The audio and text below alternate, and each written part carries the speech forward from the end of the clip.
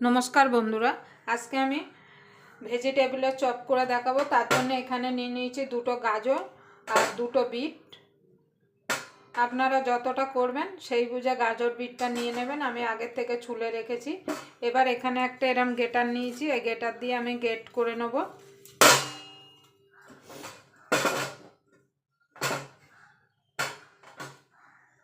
কি করে আপনারা একদম দোকানের স্বাদে ভেজিটেবলের চপ বানাবেন সেটাই আজকে আমি আপনাদের সঙ্গে শেয়ার করব।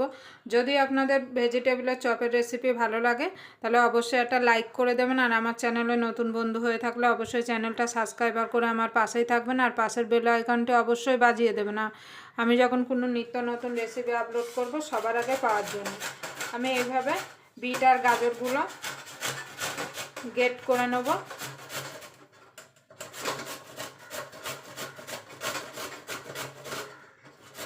আপনারা অবশ্যই এই শীতে একবার ভেজিটেবলের চপ বানিয়ে খাবেন, খেতে কিন্তু খুবই সুস্বাদু হয়।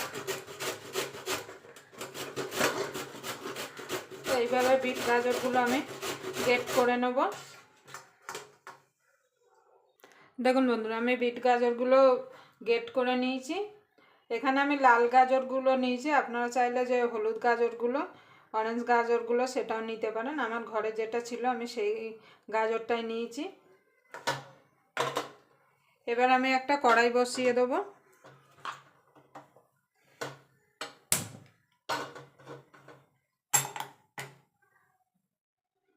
দেখুন বন্ধুরা, তেল দিয়ে দিয়েছি, তেলটা গরম হয়ে গেছে। এবার বাদামগুলো ভেজে নেব।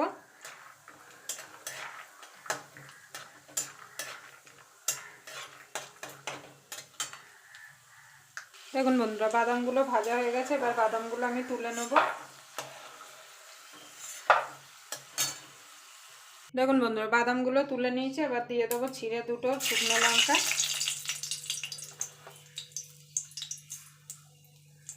কিছুটা পাঁচফোড়ন। এবার ফোড়নটা একটুখানি ভাজা ভাজা করে নেব। এখানে যে বিট গাজরটা গ্রেট করে রেখেছিলাম সেটা দিয়ে দেবো। আমি অতটা তেলে দিইনি, আমি খানিকটা তেল কিন্তু তুলে নিয়েছি, তেলটা একটু বেশি পড়ে গেছিলো বলে। দেখুন বন্ধুরা, আমি একটা ভুল করে ফেলেছিলাম, তার জন্য আপনাদের কাছে প্রথমেই সরি চেয়ে নিচ্ছি। আমি আদা কাঁচা লঙ্কাটা বাটাটা দিতে ভুলে গেছিলাম, ওই জন্য আমি বিট গাজরটা ঢেলে আবার কড়াইটা পরিষ্কার করে নিয়ে আদা কাঁচা লঙ্কাটা দিয়ে দেবো। এবার আদার কাঁচা লঙ্কাটা, আদার কাঁচা গন্ধটা যাওয়া পর্যন্ত এটাকে একটু কষিয়ে নেব।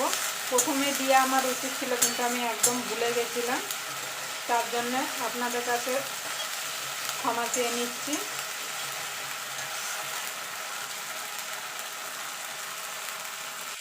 দেখুন বন্ধু, আদার কাঁচা গন্ধটা চলে গেছে। এবার দিয়ে দেবো হলুদ গুঁড়ো।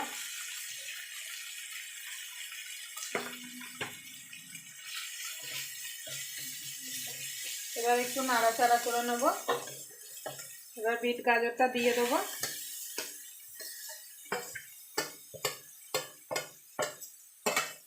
আপনারা যখন বাদাম ভাজার পরে যখন ফোড়ন দেবেন তখনই আদা কাঁচা লঙ্কাটা দিয়ে দেবেন। আমি একদম ভুলে গেছিলাম, ওই জন্য আমি পরে আবার দিলাম। এবার ভালো করে মিশিয়ে নেব।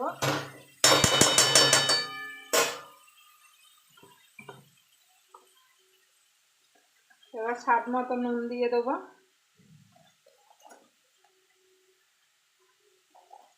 নুনটা একটু বুঝে দেবেন এখানে, কেন বিট গাজরটা কিন্তু অনেকটা কমে যাবে। এবার ঢাকা দিয়ে গ্যাসটা লো টু মিডিয়ামে রেখে এটাকে কুক করে নেব।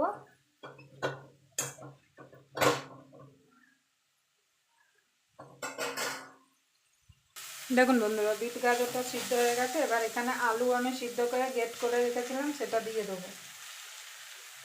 আলু আমি গ্রেট করে দিয়েছি, কেন যদি আলু এমনি যদি ভেঙে দেওয়া হয় তাহলে কিন্তু অনেক সময় দানা দানা থাকে। এবার ভালো করে মিশিয়ে নেব।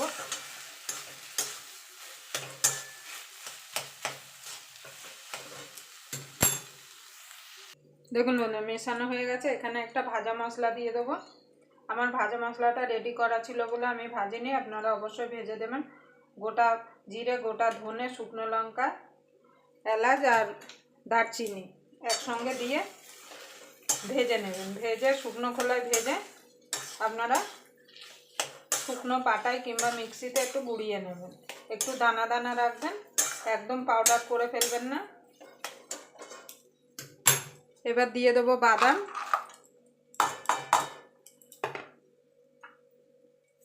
দিয়ে দেবো ধনে পাতা,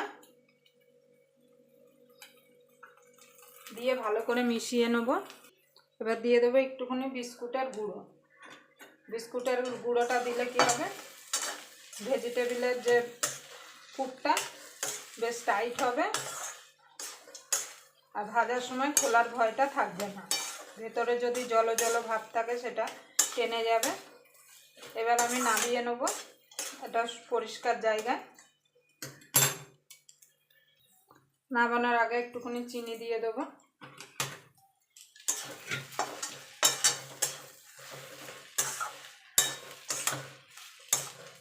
এবার নামিয়ে ঠান্ডা হওয়ার পরে তারপরে ভেজিটেবিলগুলো গড়ে নেব।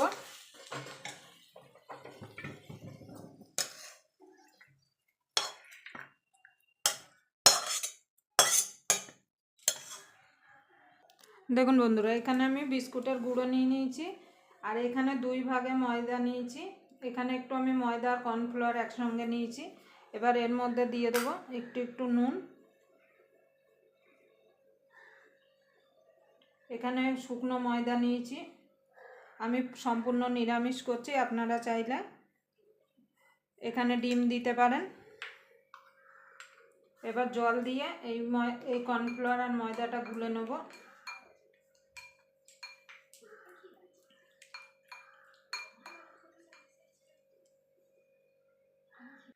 দেখুন বন্ধুরা, এইভাবে আমি গড়ে নেব। এবার প্রথমে আমি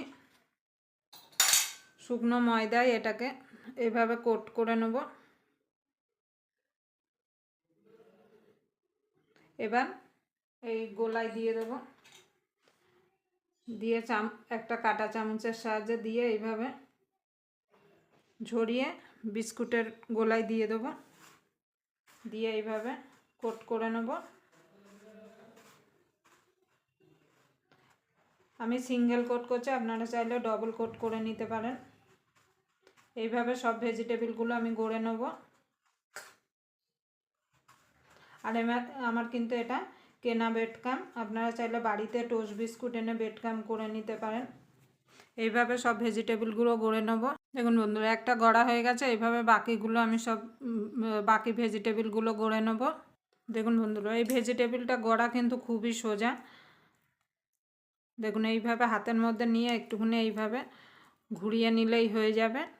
আপনারা একটু বড়ও করতে পারেন, আমি কিন্তু খুব বেশি বড় করছি না, এরকম সাইজ করছি।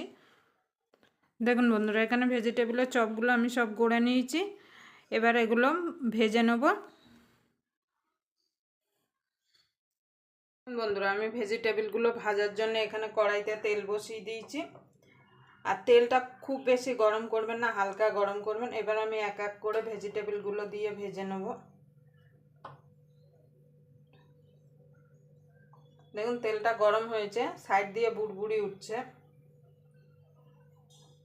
আমি 2 ভাগে ভেজে নেব। আর গ্যাসটা লো টু মিডিয়ামে দিয়ে কিন্তু এটা ভাজতে হবে, বেশি জোরে দিলে কিন্তু ভাজা হবে না, উপর থেকে কালারটা চলে আসবে। দেখুন বন্ধুরা, ভেজিটেবিলের চপগুলো ভাজা হয়ে গেছে, আমি এগুলো তুলে নেব।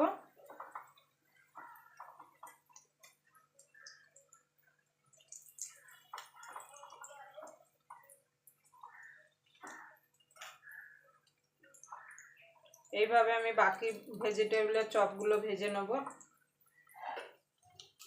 দেখুন বন্ধুরা, এখানে ভেজিটেবিলের চপগুলো ভাজা হয়ে গেছে, আমি এগুলো নামিয়ে নেব। দেখুন বন্ধুরা, ভেজিটেবিলের চপগুলো আমার গড়া হয়ে গেছে। এবার আমি পরিবেশন করব, তার জন্য নিয়ে নিয়েছি এখানে একটা শাল পাতা।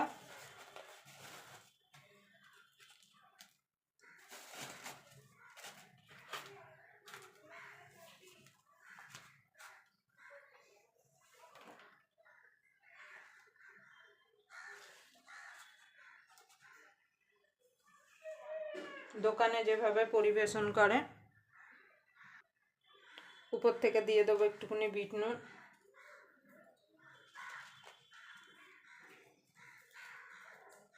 কোনো তেলে ভাজার উপরে একটু বিট নুন দিলে খেতে ভালো লাগে। এবার দিয়ে দেবো টমেটো সস।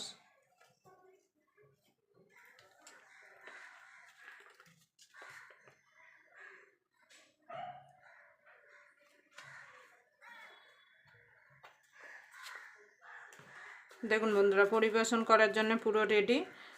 আমার ভেজিটেবলের চপটা হয়ে গেছে। আবার আপনাদের সঙ্গে কোনো নতুন রেসিপি নিয়ে দেখা হবে। ততক্ষণ পর্যন্ত আপনারা ভালো থাকবেন, সুস্থ থাকবেন। আর এই শীতে অবশ্যই একবার ভেজিটেবলের চপ বানিয়ে বাড়িতে খাবেন।